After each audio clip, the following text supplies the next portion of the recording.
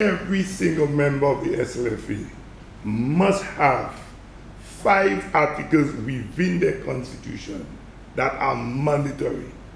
It must be included.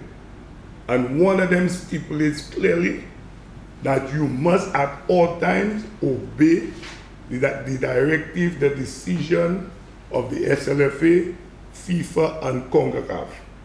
FA President Lyndon Cooper accuses the Marchand Football League of disobeying directives from the body to establish an interim committee. In November, the FA suspended the league from all football activities following the mass resignation of the officers of the executive. However, the league, with the vice president at the helm, still went ahead to form an interim committee. Cooper alleges that the vice president failed to await further instructions from the FA's general secretary before forming the board.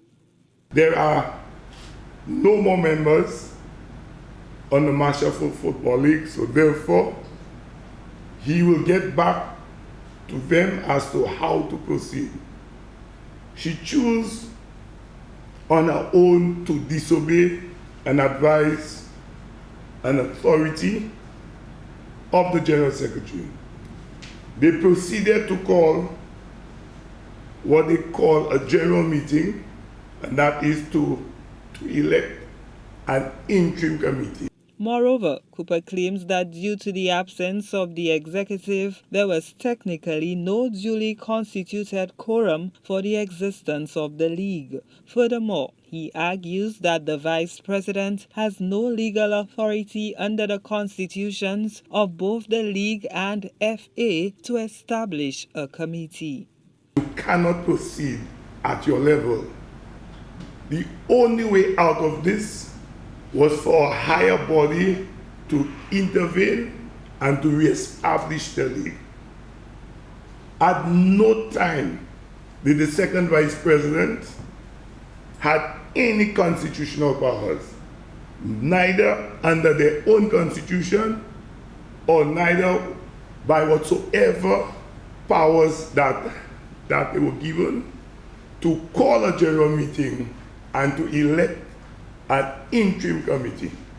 There is nothing right about this. The SLFA president says the Marchand League has been temporarily suspended from all competitions and failing to follow instructions, which includes meeting the deadline to disband the committee. There could be further repercussions. So they disobeyed the advice of the General Secretary and they disregarded the directive of the Executive Committee, which is in violation of the SLFA Constitution.